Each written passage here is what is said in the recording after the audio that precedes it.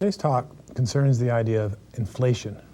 Inflation is the loss in purchasing power of money over time. We're all fairly familiar with this idea, recognizing that $100 today can't buy as much as $100 could buy 10 years ago, for example. Inflation occurs in virtually all societies. In Canada, it averages around 4% per year, although in periods of recession it might be a little bit lower than 4%, and sometimes it's fairly high. It's been as high as 10 or 12% in the last 10 or 15 years. And you can also have what's called deflation, where money actually increases in purchasing power over time. That occurs fairly rarely. The last time that occurred in Canada would be in the 1930s. To deal with inflation in a formal way for engineering decision making, it's important to recognize that money really can be viewed in two ways, what are called real dollars and actual dollars. Now, this is a very confusing terminology, real dollars and actual dollars. There's no way to get around that confusion other than just memorizing what real dollars means and what actual dollars means. Real dollars are, if you like, a standard way of expressing money, so that you can compare money at different points in time in terms of a constant purchasing power. And what you do is you establish one particular year as a base year and convert money at other points in time to money in real dollars in that base year. You might be familiar with this process where we talk about things in terms of 1991 dollars. For example, how something has changed in cost over the years in $1991 or $1980. Those are real dollars. As opposed to actual dollars, which are the dollars as they're spent in the year they're spent. So money spent today in 1993 or $94 would be the actual dollars, whereas money spent in a particular year in the past would be actual dollars with respect to that year, but might be real dollars with respect to some other particular standard year. Now, in order to refer to things in terms of real dollars for comparison purposes, we have to have a way of changing from actual dollars to real dollars. And it turns out that the compound interest factors we use for moving money through time also serve to translate real dollars to actual dollars and actual dollars to real dollars. For example, let's say we have $1,000 in 1993. Actual dollars.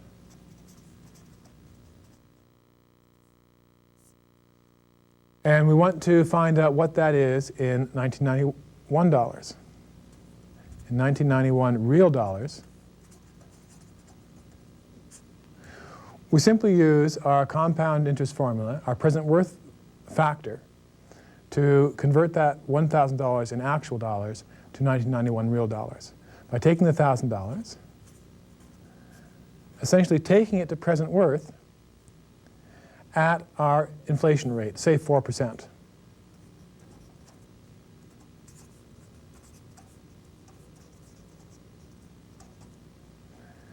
Over the 2-year difference between the actual dollar year and the real dollar year. And if we multiply that out, that works out to be $924.56.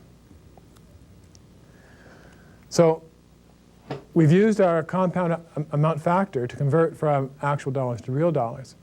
But this amount, $924.56, is real dollars in 1993. If we wanted to find out the amount of money that would be equivalent to in 1991, we'd have to discount again at an appropriate interest rate, interest that money could earn over that period of time, as opposed to the inflation rate. So this conversion from actual dollars to real dollars doesn't change the nature of the cash flow with respect to time. We're still talking about $1,000 in 1993. But what we're doing is changing the quantities we're measuring that money in. The $1,000 is in 1993 dollars, the actual dollars, but the $924 is in 1991 dollars, the real dollars. Now, another thing I want to point out is that for our calculation of real dollars, we can use any year. It doesn't matter which year we use, as long as we pick a standard and make comparisons with respect to that year. Let's do an example of a calculation involving inflation. Here, Clem can put his money into an investment that'll pay him $1,000 a year for the next 4 years and $10,000 at the end of the 5th year. So it's like a bond. And if inflation is expected to be about 5% over the next 5 years, and Clem's real dollar, MAR, is 8%, how much is the investment worth today?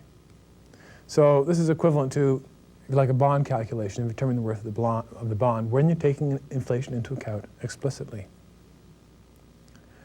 So one way we can do this is to consider the cash flows on a year-by-year basis. So let's look at year 1.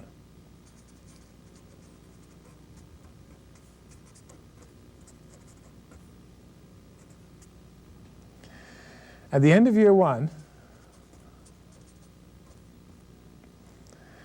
in real dollars, our $1,000 that were paid at the end of the year 1 in today's real dollars involves a discounting of 1 year.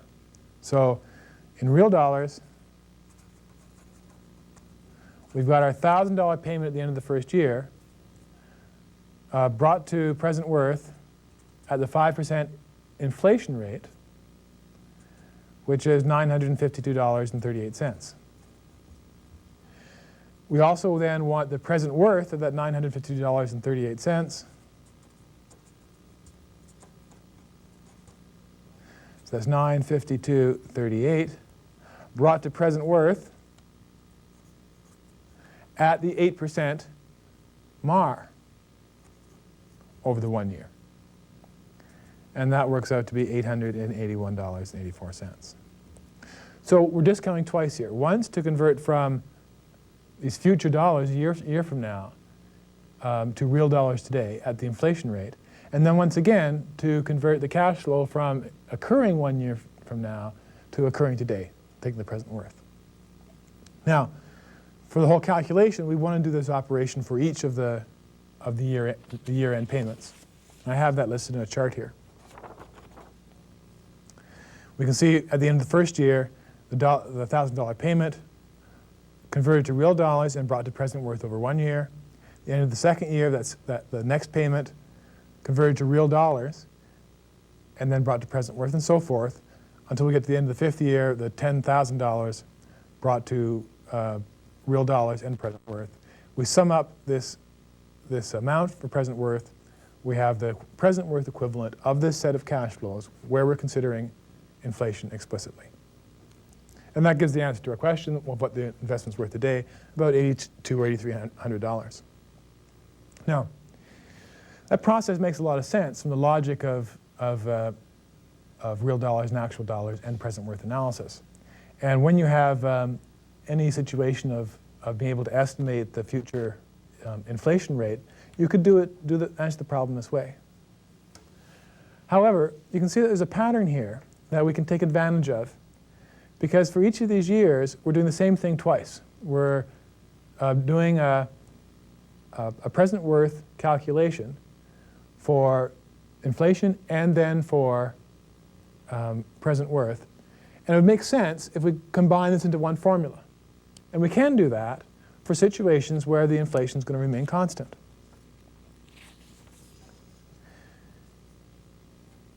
If we let the MAR, we'll call that I, I should say, and the inflation rate F, we can calculate a combined MAR called MAR star using this formula of adding 1 to the inflation rate, or 1 to the MAR, I should say, and adding 1 to the inflation rate, multiplying them together and subtracting 1 from it. We can then use this MAR for our economic calculations. And we are not treating the inflation rate separately then. We're incorporating into this idea of a MAR star. And we can use that MAR star as we would any other MAR. So in the case of Clem's investment, our MAR star for Clem is going to be 1 plus his is MAR, not including inflation, of 8%, times 1 plus the inflation rate of 5% minus 1, which is 0.134 or 13.4%. So his MAR without taking inflation into account was 8%. Taking inflation into account into the MAR is 13.4%. Then to calculate Clem's investment worth, we can use this MAR as we would this MAR star as we would any other MAR. And the present worth would then be simply the $1,000 brought to present worth from an annuity at 13.4%, the MAR star, over 5 years, or 4 years that would be, there's only 4 payments of $1,000, plus that $10,000 payment at the end of 5 years, brought to present worth at the 13.4% over 5 years. So by using the MAR star, you can do this all as one calculation, treating that MAR star like a regular MAR, and that gives the same answer of $8,282.47. Just a slight difference in the pennies there on the calculation. So the point here is, as long as the inflation rate remains constant, you can bring it into the MAR, and you can use the formula I showed here, the MAR star formula, to do so. But in practice, if you think of that sort of as a whole thing, the MAR that you use in any particular circumstance probably already incorporates inflation.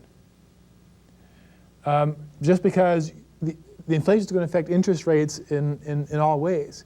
And your choice of MAR in the first place probably already does include inflation, or an estimate of what inflation is going to be over the next few years.